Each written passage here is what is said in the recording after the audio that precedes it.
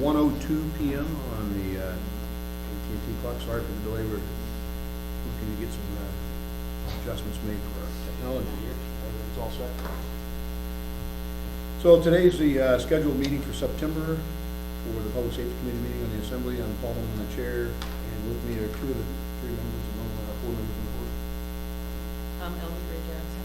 Dick Crane. And just for the record, we are tape recording this meeting, and so it'll get downloaded to the clerk's files. So where's the tape? Okay, it's Actually recorded. recording. We're recording on a DVD recorder. You're right.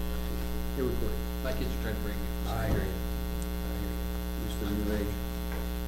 So we have a representative from the police department, and I know that just for the record, on the last two items were not sent any agenda in advance. The enforcement of the defective windshield or rear windows, and also the door security. But we added those to the agenda so that you would at least know that there's some concerns about constituents, and we'll try to discuss it with you. And I know that recognize you may have to do some research too. Right. So we'll just start since you're here. Yeah. Okay. Just identify yourself. Oh, yeah. Myron Fanning, Deputy Chief, Anchorage Police. Okay, and so our concerns are, the first two may be easy for you to address, our Right. budget coming up. Yes. How are we doing this year and Yeah. preparing for next year, of course, that. We've submitted two proposals, just version A, version B for next year. I think version A is similar to last year's budget, where version B is a little bit more, depending on if we get approval to run more than one academy. So that would be the difference there, a little bit extra money there. We're still having some overtime issues with our current budget. We have reduced a lot of those, a lot of the overtime, and it's still somewhat of a concern, but we're getting better. As far as the staffing, right now we have 350 sworn, that's counting the ones in the academy. We have 22 that are in the academy right now, 3 that have some issues that we're dealing with, report writing, and one's injured. I don't know if he's gonna make it, he has some chip bones, so we're worried about that one. We still have 2 left in FTO, 10 just got released from FTO, and those 3. You still have 2 left in the Two still in FTO, so in remedial status. So. But we're hoping they get colors here pretty soon. I just signed off on the packets and gave them to the chief yesterday. We have 24 applicants that we have approved for the October academy. So hopefully letters will be going out to them soon. When is it academy starting? I think it's October 9th or 10th is when we plan on starting. Like the second week in October. So application forms are already closed then? Yes, for that. Now, we're hoping we're starting to gin up again, starting to take applications. I don't know if we've opened it up, but we would like to have another academy in May. So we're starting that process now. Ms. Green. Thank you, Mr. Chairman. Just for clarification, okay, you said, 250 sworn officers and 22 in academy, and then you said 24 pre-patrol academy. I'm Right. confused. We have 22 right now in the academy that's going on. They will graduate the first week of Okay, October. when did the academy start? This, the one that's 22, the 22? It started, I just want to make sure when we talk. started in the summer. Spring Oh, okay, placement. so we got They're almost done. an academy at 22, that's almost done. That's almost done. Okay, and then there's gonna be another Another academy one we're starting in starting, October. Okay, right, so that's great. in So October. 10 released from FTO, 2 Yeah, still in FTO. 2 still in FTO. 22 in We have academy. 22 currently in the academy right And now. then That 24 will be approved. graduating in the first week in October. Okay. And we have 24 that will start, I think, second or third week in October. I don't remember the exact date. The exact dates don't matter, I just wanna make sure I know Yeah. what I'm talking about. Yes. I'll take this further. Thank you. Thank So you, now Mr. that Chairman. 350 sworn includes all of those, except for the Includes 24. You build an academy, Jeff? Say that again? Does that include the 22? It does include the 22 in the academy. It does not Except for include the 24. 24. Okay, so how many officers do we have that are on the street? Right now on patrol, we got 204, we got 66 detectives and 61 in crime suppression 66? and detective division. Okay, so you have those in 2 or 4. Right. You said 61 also? We have 61 in the crime suppression division, which is basically my special assignment unit, the SROs, the traffic, all the specialties. Just trying to get the numbers down. So Right. do your thing. Right. So we're getting healthier, but, we start at November, we have an academy that hits 20 and that becomes eligible to retire. We have another academy that becomes eligible to retire in March, and another one in October. So even though that's making us a little bit better, I'm worried about people who are going to retire. So, we're trying to get ahead of that curve, and I don't think we're there yet, but we're trying. So there's a total of 331 on the streets right now. Okay, thank you. Three. Well, I'm counting, Yes, 270, right. 66, there's 61. Right. Thank you. And Chief, just to follow up, you're saying a budget plans for an academy in May of 2015? Partial academy, I think, in But a- May. but a not B full budget would academy. include a B full budget academy? would let us have a full academy, and maybe one in the fall. I'll have to verify that, but that's the difference in the budgets. Which one is the administration coming forward to present in December, A or B? I don't know that. I'll have to verify that with the chief. I don't think he knows that. Mr. Dick? Well, I can tell you right now, thank you, Mr. Chairman, that I have a budget and finance committee tomorrow, and I'll meet in with the 2015 budget update, and I will certainly be asking the questions tomorrow. And you can let the chief know. Yes, I Thank will. you. Thank you, Mr. Chairman. We have two, not sure if Ms. Easley had a copy, I don't know if we can get a copy of it. Anyway, there were two issues that came before, or from constituents, I think from most of the members of the assembly. However, not to the, some constituents' issues were addressed. But the enforcement of the defective windshield or rear window ordinance, it was more of a suggestion, but there is a letter here. Okay. Yeah, I would like to have a Here's copy the of that. letter. Could I have a copy, or you need? You it can back? have that, because Okay. if I may, Mr. Chairman? Yes, please. Right, this email went to all of us, okay? Okay. And I responded and let Koji or Mr. Gailey know that we would talk about it at today's Public Safety Committee. And that's the letter, and I can forward it to you via email if you want. But that was his, did you see the response from Mr. Gailey? I did not, but, I was at another meeting this morning.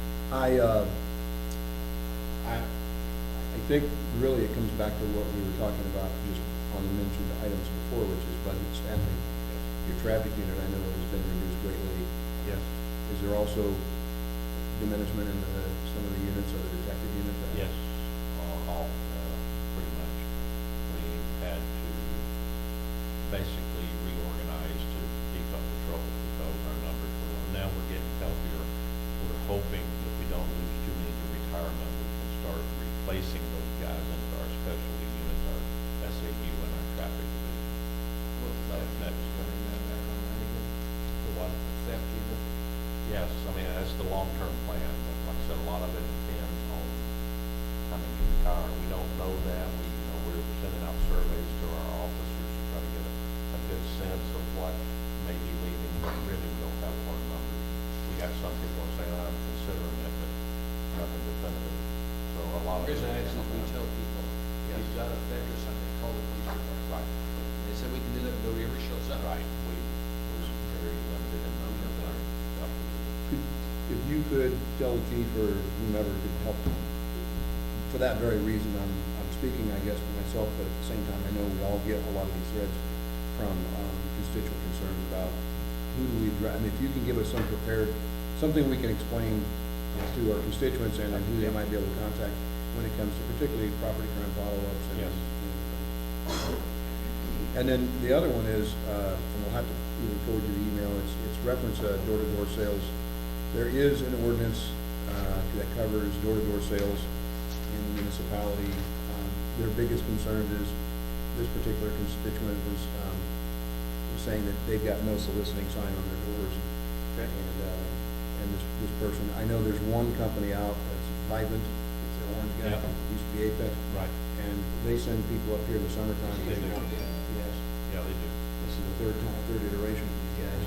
And they're pretty diligent in walking up and down streets, and they walk. These guys are They dropped do. off in vans, and they walk all day long, and they stop, they take pictures of people's houses, they're making notes when they stand in front of them, whether people are home or not. I mean, it's making people very nervous, because for all intents and purposes, if it were a burglar or a thief, that's Yeah. casing. I mean, That's true. I actually confronted one guy in my neighborhood and told him that very thing, that, you know, I'm not thrilled about their tactics, they haven't talked to the supervisor, right? Thank you, Mr. Chairman. Would you like me to send you an email? If you would, that would help. Okay, if you can give me the email. Well, Yeah, I can write it down. yeah. I just don't think it's time to put up these motions. Time to get back. I mean, we have that when people go, when they're running for office. It doesn't stop. No soliciting is a nice thing to do when you buy a sign in the store. It has no practical effect. Unless there's a law out there I don't know about, and they're gonna enforce it, which I don't think we're gonna. So, In general, Captain, or Chief Kennedy, in general, do you know if the police department, would take serious if someone had no soliciting sign and someone came and knocked on the door? And then we would respond to it and try to, you know, but What are you gonna charge I know them? that's the problem. I mean, we would respond and talk to them, but I don't know what you do charge them. And it's a low priority call, so it could be Very hours low, before and you we get get the some. hours before we get there. The guy's gonna tell you, no, I'm not your neighbor, I'm not a solicitor. So it depends on the verbiage you use. Yeah. There's no trespassing against the code. No trusting I've got a new dog. Okay, and then in closing, Mr. Wojciechowski, No, thank you, Mr. Chairman. in closing under your topic, we were recently, all three of us were in attendance at a community council meeting over in the Tudor area, University Tudor area. And if you could please add, and I'll try to follow up with email, the Folker Park, Okay. and off of 42nd Folker, there's some concerns about neighbors are trying to get in there to be good neighbors, proactively using the park to drive out the folks that are kind of congregating and, for lack of a better term, co-opting that park. What time of day is it all? They're saying it's usually evening, late afternoon, early evening, and sometimes camping in the park is what's high. I'm hoping to pull off the signs that are right up as you get in the Fulton. The street, anyway, they're just holding up signs with, we want money, give us cash. Okay. There are people 6 to 7 signs in here. I'll send, I can get It's Cal. right across from assisted living facility. So the people there don't feel safe. Okay. And that is one of the concerns. They're trying to make that a handicap accessible park. Right. They don't feel safe going into that. And we'll try to follow up with emails. Ernie's mother's there. Okay, so, keep on light, fire department. I'm just happy. No, our budget, we're talking 2015 now, is looking much better. We had a budget meeting with the mayor. We discussed, of course, the upcoming academies and how we think we're going to meet our overtime costs and any reductions in the budget we believe we can handle. But more importantly, the mayor requested to run a 2015 academy, and he blessed that, and we budgeted $500,000 to do it. It does a number of things for it. First, it dovetails on the current academy that we're running for the firefighter paramedics, which, by the way, we ended up with 43 candidates. I'm addressing the group on Monday the 25th, their first meeting before they get into their testing process and move forward. So the plan of action that we laid out is working, it's going forward, and hopefully we'll get qualified applicants out of it and get them to work. Precept training for paramedic and get in line, hopefully between April and July. We don't know exactly. Some people train up quicker than others. So that's a positive. The other thing that's happening is because the mayor has agreed to fund our 2015 academy, we have an announcement that went out yesterday, actually Monday, for our second academy. And so that will dovetail right along with what we're doing presently. Mr. Trainee had a question. Okay, if I could just go ahead, it all kinds of, it all falls into place, meaning that, I think I said publicly at the assembly that we have sufficient manpower at 315. That puts our boots on the ground, that we need to meet the contractual obligations of our current CBA.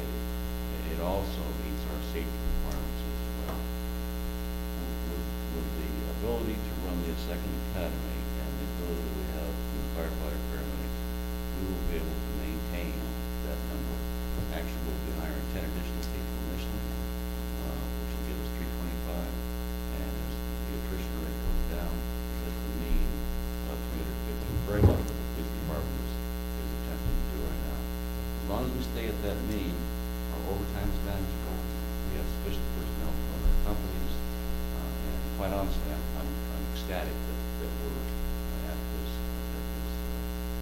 time. I don't know, but I'm glad that we're where we're at compared to what it looked like when I walked in the performance.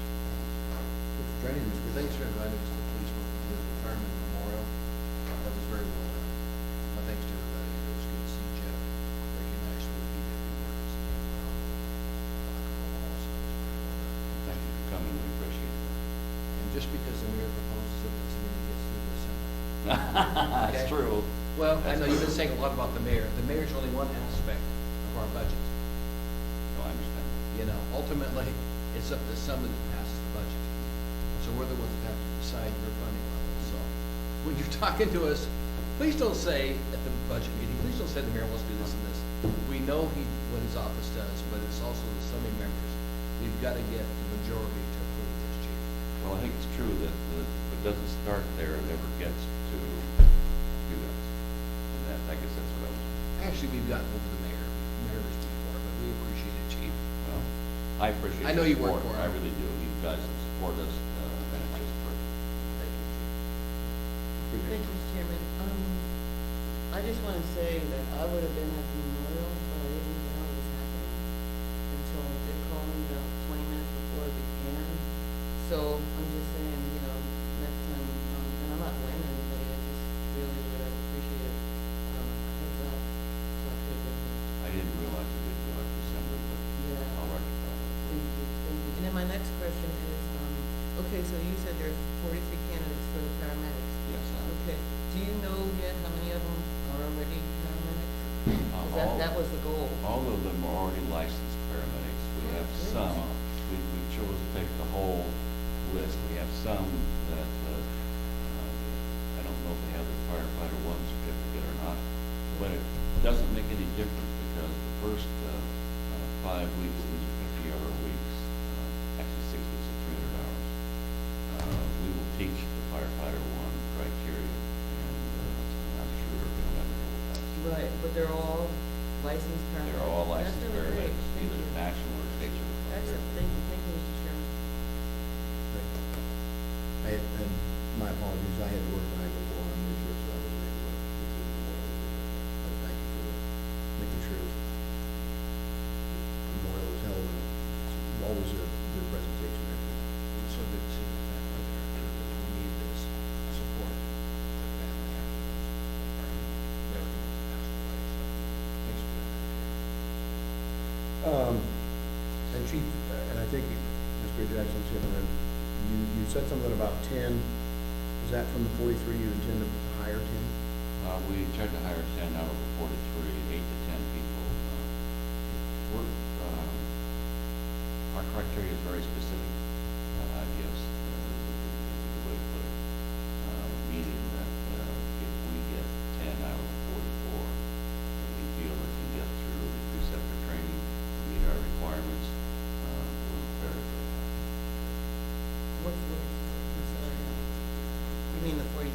But I'm sorry. That's 40. okay, I just don't wanna. It was actually 44 this morning, Right. then I found out somebody didn't attach the appropriate paperwork, so it went down to 43. Okay, thanks. And then, Chief, just another quick follow-up too on the boost, the bump that we were able to get the funding for here recently. Did that address the issues sufficiently? Have you been able to make the adjustments? It'll be just fine. We'll do everything with that. The $350,000 absolutely is great. So you're able to relocate or reposition a medic rig for, is that what your intent was? Well, our intent is initially that if we get our resources in the right place, that we put in service the Medic 2. And that's the end goal.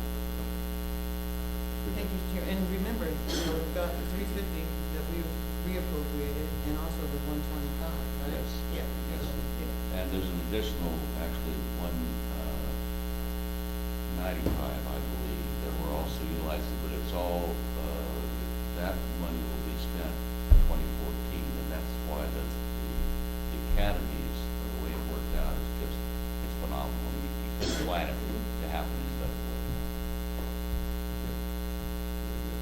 Anything else, Chief, that you know about your I'm good. equipment and all that? Everything's fine. We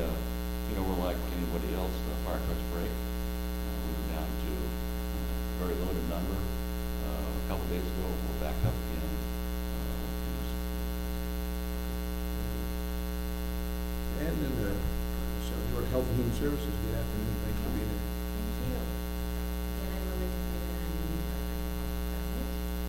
And our budget, we have been able to trim as we were asked to do, so we were able to accommodate that. And we bring in over $2 million in revenues from various resources, charging fees, et cetera. We're, again, one of the most diverse departments, where it's overseeing animal control and the increased safety center, et cetera. We successfully contracted with a new contractor for the safety center and safety control. That's Gold Belt Securities. They are a subsidiary of Gold Belt, run out of Juneau. They trimmed approximately $134,000 from their original bid,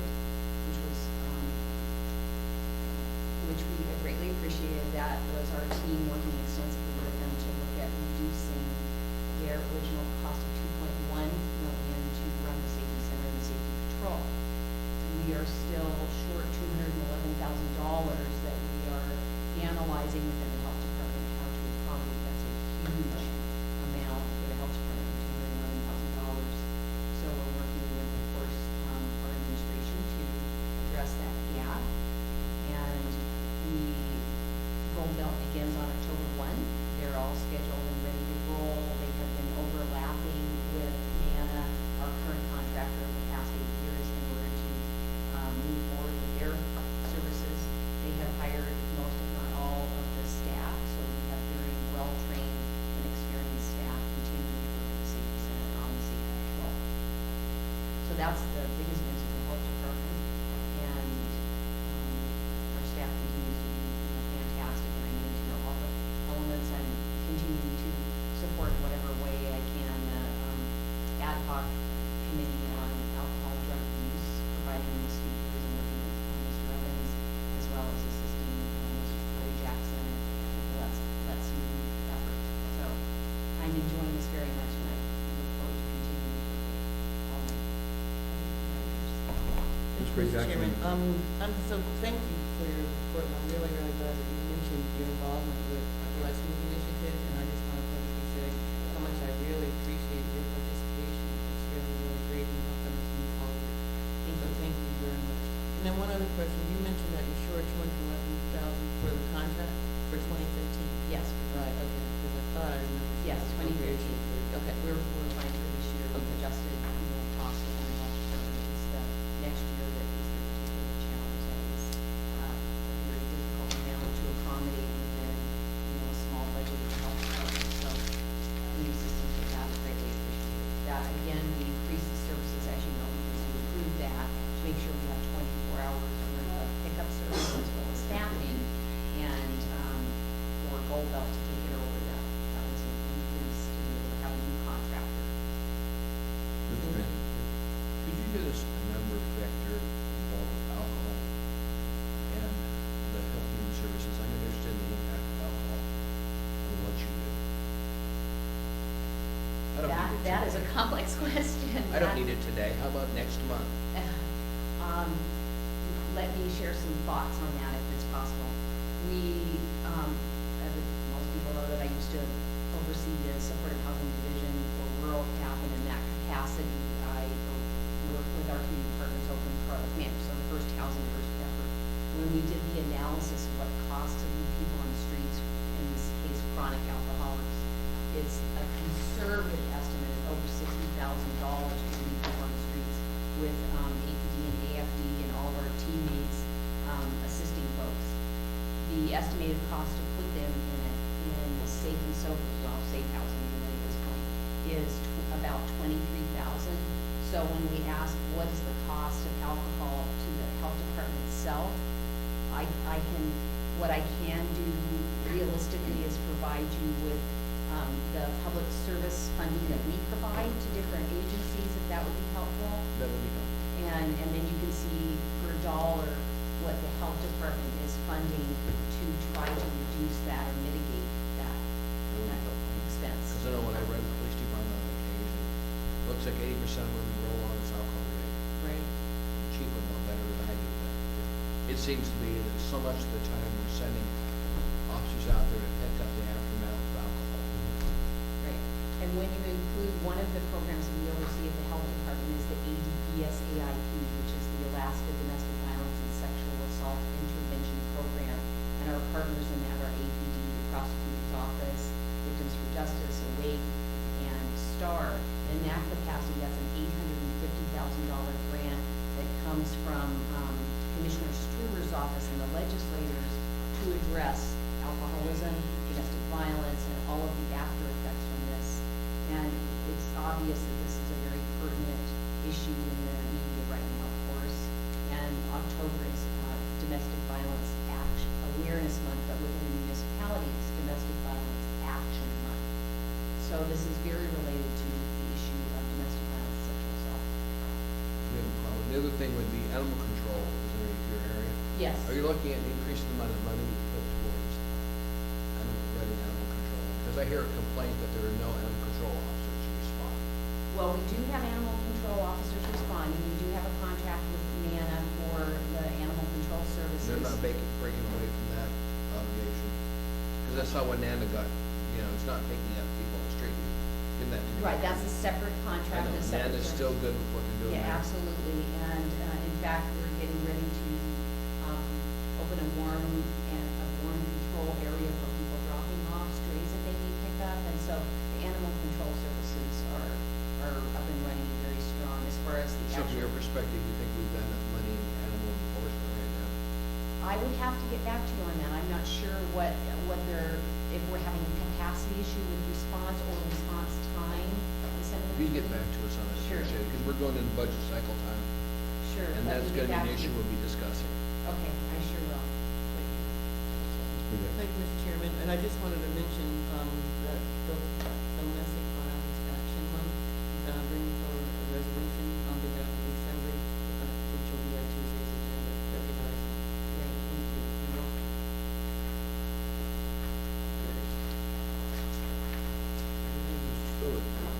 Sure. Kevin Spillers, I'm the director for the Anchorage Office of Emergency Management.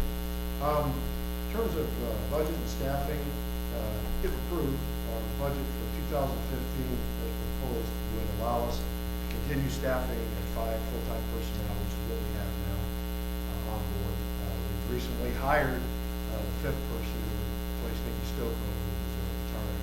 So the budget is proposed, like I say, for next year, labor-wise, will allow us to continue, there's sufficient to allow us to continue staffing 5 people. Some good news on the non-labor side of what this does is we were able to actually get a grant increase in one of our grants, and this allows us to realign our budget and actually get a sum of an increase in our non-labor budget. And what we would use this money for, it's about 20 grand, is preparedness activities and upgrade some equipment things in the Emergency Operations Center. So that's a good news story. It doesn't cost the taxpayer anymore. It comes from the state, or if you look at it that way. So that'll help us out a lot, whereas before we had a pretty meager non-labor budget. This is a step in the right direction, allows us to do some things that we otherwise wouldn't be able to do. So we're hopeful that it'll get past that. Just a couple other points. We had, I think this is the last time we talked to you, I know Rob's been here, our Alaska Shield exercise went well, 50th anniversary. As a follow-on to that, we have EOC training today, currently going on. We have a morning session, and we're currently meeting with the afternoon session. And we've got Tom Wilder from FEDA Region 10. And what he's doing is he's outlining the federal response in case we had a catastrophic disaster. So we worked through and did the practice on the local response, and then he's giving his brief or his presentation on what the federal response would look like. And it's impressive in terms of what we're up against, and the resources to do it, and the details that go into that are pretty intense as well.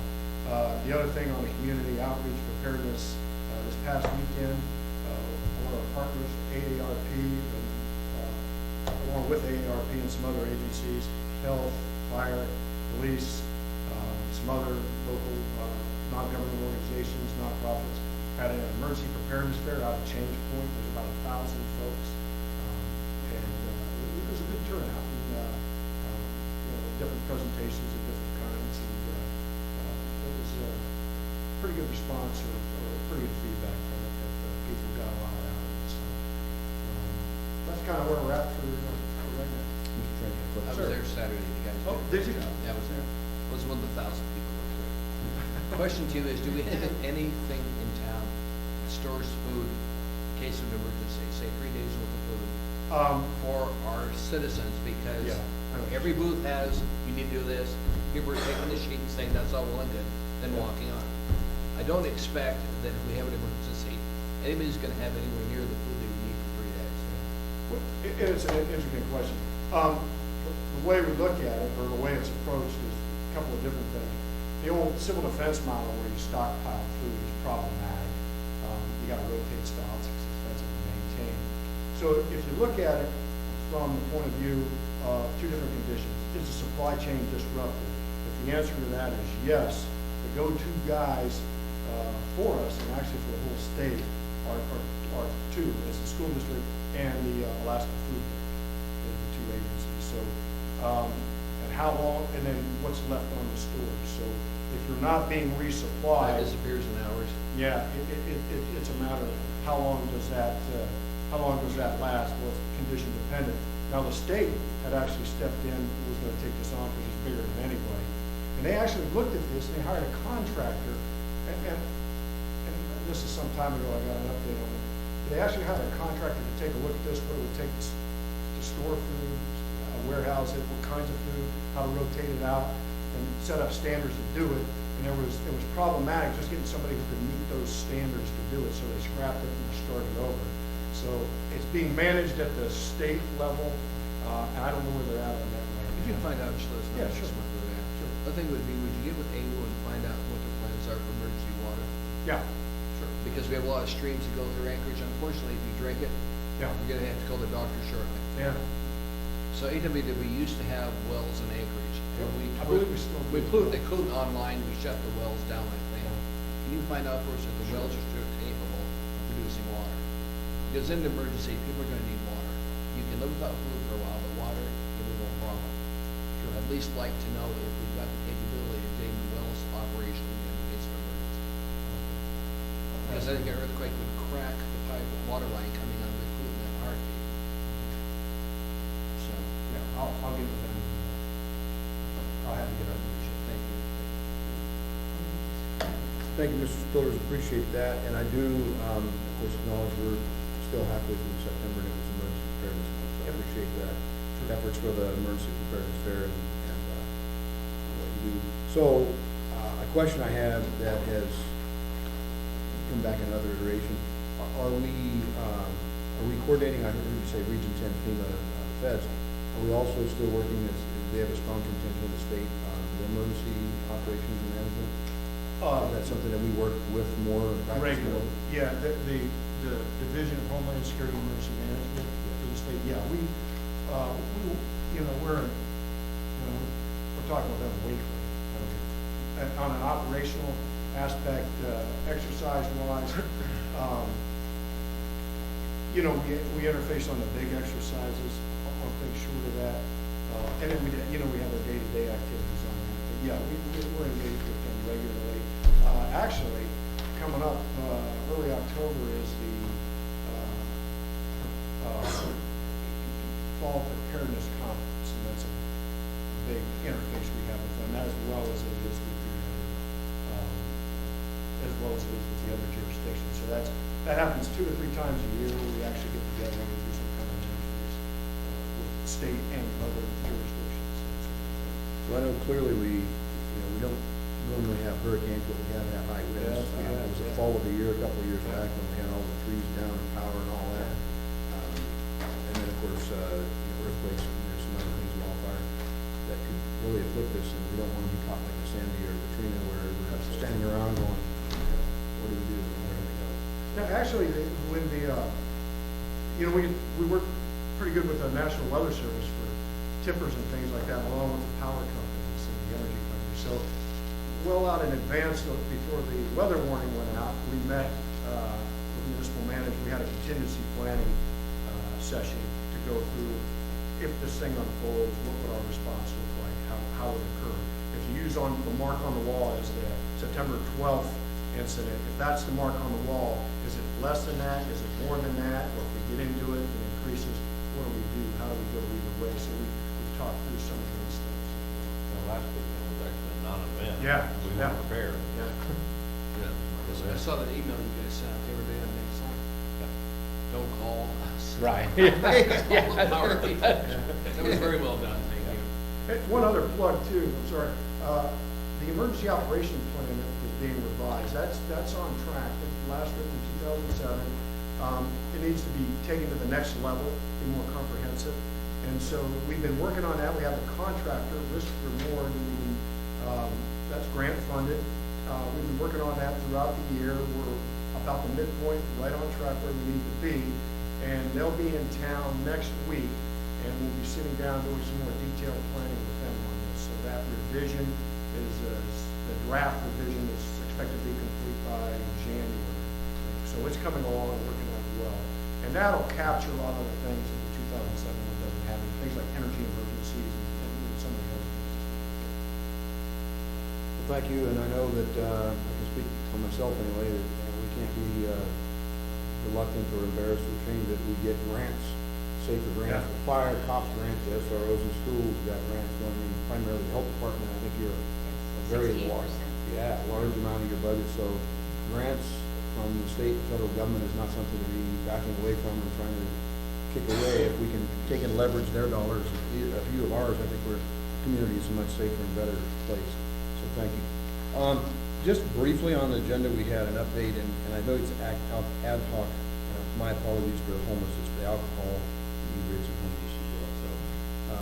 And Ms. Gray Jackson is a member of that committee, and I was wondering if you could just give just a little version of what's going on and the update. Thank you, Mr. Chairman. Well, we only had one full meeting, and we have a lot of folks in the audience from different agencies. And, you know, several of them made some comments, and there was a lot of discussion on forming another grant that was secured through one group of folks, and then, some issues with Rural Cap, because they were hoping to get some of that money to help them with their efforts to secure the safe harbor, facility out in Muldoon. And one of the things that, was brought up during that meeting was that that grant is not for, housing. Well, I asked for a copy of the grant, and I got a copy of it, and housing is right there in the language. I really don't want to get in the middle of it, and I really don't think that the committee should, but, it's an issue that needs to be figured out, if you will, between the agencies. So, in addition to that, you know, if that doesn't work out, I wish that there was some way, that we can figure out how to help, the world can secure the necessary funds to make Safe Harbor whole. And the issue with Safe Harbor was that Len Ballou, who ran it, discovered it and ran it along with Beans Cafe, who ran it for years. She worked for free. She lived up in the facility and she worked for free, and she's no longer there, and so costs have escalated because now they have to pay somebody to do what she did, and that's part of the issue. And Melinda, if you want to continue with my report, because you were there, it would be really helpful. Thank you. Thank you, Mr. Chair. The current focus of the ad hoc committee on alcohol and drug use is to get a deeper understanding of what is driving the chronic alcoholism, the homelessness, how this all interacts and interfaces. And so I have been providing Mr. Evans, who's one of the co-chairs, with suggested speakers, and I'm discussing what needs to be presented with the potential speakers. The request that's come to us in the health department are requests for speakers who are experts in this area within Anchorage, from ABD to AFD to service providers, as well as individuals who have gone through the process of recovering from chronic homelessness and alcoholism, which are often so intertwined, as well as mental health issues. So the first few presenters were the Deputy Director of Catholic Social Services / Brother Francis, and the Executive Director of Beans Cafe. The future presenters are people who are working in the field as case managers who are also in recovery from alcoholism as well. The Safe Harbor Project is a project that has been transferred from the Anchor Arms Inc., which is the nonprofit that owns and runs the Merrillfield property, which you may be familiar with, which has 2 buildings, and then Muldoon property. And in that transition, it's one of the challenges was that it was too expensive to operate with a very small nonprofit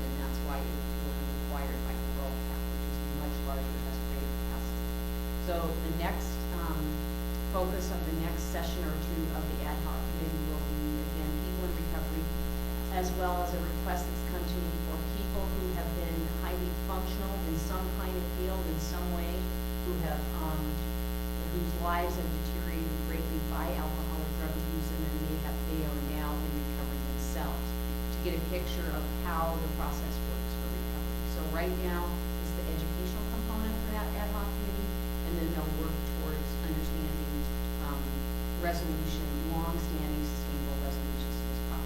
We have to come up with some continued resolutions for this in our community. I mean, if you've seen panhandling has really increased, I've noticed over the past 6 to 8 months. They're on every corner, like we were discussing, some women on Beaufort Street, Beaufort Park, as well as in South Anchorage, and this is all connected. I have no doubt it's an organized effort. And so, we appreciate that. I know some of Member Steele was wanting us to get this a little brief update, because it really does impact a lot of the public safety agencies. I mean, across the board, obviously, health and human services, police, fire, we're all interconnected. And am I to assume the ASP contract, you said was 2.1 million, is that on par with what have been paying? That's, at this point, $211,000 more than the previous contractor had charged, and that's where we have this gap. And then the dispatches are still through the AFB? Yes, and it's an excellent partnership.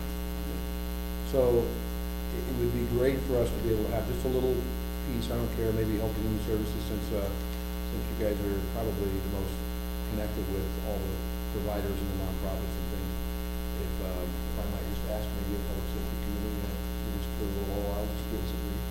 I don't want to reduplicate efforts, but just a little brief. No, thank you, Mr. Chairman, that makes a lot of sense, and that we have an update at this meeting since I'm here and Melinda's here, and thank you so much for filling in the gaps and letting us do it. Yeah. I think that would be a wonderful thing, and then, just, we all know that alcohol, drugs, mental illness is a large driver of what we're seeing manifesting on the street. A lot of things, homelessness, people walking roadways, in parks, on the trails, camping out, and we see a lot of it. Imagine what they found in Denver with the approval of marijuana down there. They've seen a huge influx in the Denver, in the outlying area. A lot of kids are now moving to Denver. I know that. They've seen increased homelessness of kids. Once they legalize pot, is that what you're Yes. saying? I suspect we'll see the same thing here in Anchorage So, happening here. and I guess I'd close too, is that, I know you were mentioning Brother Francis Bean, so we had an ongoing commentary at the end of our meeting, most Sunday meetings, from Mr. Oliva and Brother State Oxford, right next door, remember, to Brother Francis and Beans. I can't say that I blame him, he's very highly concerned about what he's seen, and I guess I would ask and task every one of us from the department-wise, if we can just kind of keep monitoring for the next, quarter or so, as to how many runs we make, medics or fire, how many runs we make through the police department, Brother Francis and Beans, and what are our efforts going on with, because if they're not holding their end of the bargain, apparently there's a conditional use. If CSS is not doing what they're supposed to do to help mitigate some of these issues for the neighbors in the neighborhood, I know it's a tough thing, we've got to hold somebody there and say, hey, we've got to do better. And maybe there's opportunity there just to kind of monitor and find out. I can't say anecdotally, I can tell you I see more problems, but I can't say without data, what can we do and what's going on. You know, just for the first part of this year, for 6 months. Yeah, I'd say that we probably ought to just maybe, and we'll start January 1st, I mean, fair is fair, there's no reason to, but just put it on the radar if you could, and just kind of, is that a fair statement? Well, when I get here, complaints to people that the homeless are camping down there on the sidewalk, going to the beach camping. They've got tents, and that's where they're sleeping. And so that's. And I think some of those are city lots, and of course, city right of way and city property parking. We have been working extensively internally with our fellow partners. We had several deputy chiefs that we met with, and I can of course not pronounce the one person's name. Drozowski, or is that how you say it? Drozdowski. Okay, Droz is his called, and Ignola, and they were very active members. They were bringing with us, bringing with them information. They also had information to present to the ad hoc subcommittee. APD has been very active with moving people along. It is a public right-of-way. There is a gentleman that has purchased the property directly across from DFS and Grub State Auction and will be developing that property. That will also, there'll be a higher level of activity there. And then one of the requests that we passed on to Beans and Brother Francis was to make programmatic changes that could possibly impact the enforcement of rules and regulations. So they've done two key things in that area. They have formed what we all call a campus, which was obvious, right, because they're connected. But they formed a formal campus, so any infraction that happens with their participant on either site will be dealt with collectively. And they have now implemented a higher level of rules and regulations regarding violent activity, any kind of weapons, drugs, or alcohol on site, even in the parking lots, and that people will be discharged if they are in fact caught doing these activities. But we also know, because we've lived here many years, that then that will challenge us in other ways, correct? And then they're not allowed. Displacement theory is perfect example. That's right. So it's something that we have to continue to talk about and take action, and they are doing that. And I have, Chair's, request my committee, okay, Representative Tarr's, legislative is here. I don't know if there's anything specific, but is it okay if we can have her address this? I would just ask if there's anything that you'd like to report, or Representative Tarr's issues, or if there are any concerns that you'd like to. I'm Sarah Thomas, I am representing Tara's aide, and there is nothing specific, just wanted to see what was going on. I know the representative has expressed concerns openly about the police staffing and struggle in encouraging the mayor to have full numbers another academy.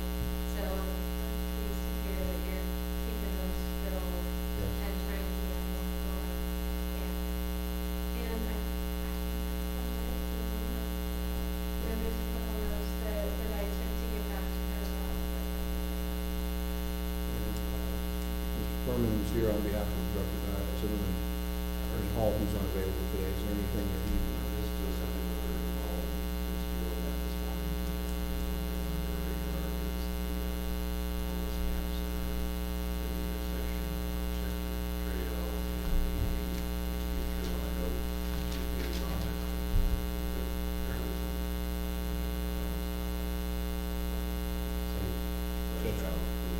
Jeff Creek Trail and where?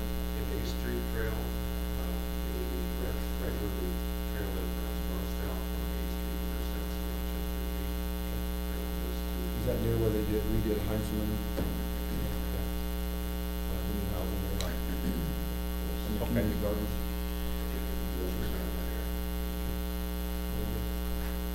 And we also, I'd like to welcome, we have at least one student here today, looking for credit, maybe two. Could you guys just introduce yourself?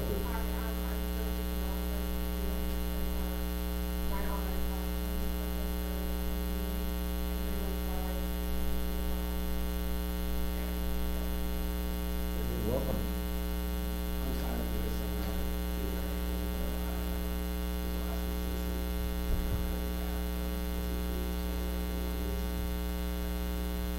Very good. Thank you. You did? Anything? Just taking notes. I do, yeah. Actually, I have a question for all you guys. So, the $4 million for the grant from the state, who would be in charge of administering that? Like, how does this, I discussed the website earlier, but Yes, please. The Division of Behavioral Health is the state department that will be administering. They're still in the process of developing the proposal from the RFP. And that has not been developed yet. And the total will be $4 million. And then they will be, the description of what will be eligible, expenses or services is still yet to be defined. But it's the Division of Behavioral Health. Mr. Alan Wall is the director. Just so we're on the record, just to make sure you say your name. Oh, yeah, let me know. Okay. Thank you, everyone. If there's nothing else to be added, it's now 1:53 PM, we'll be going off record.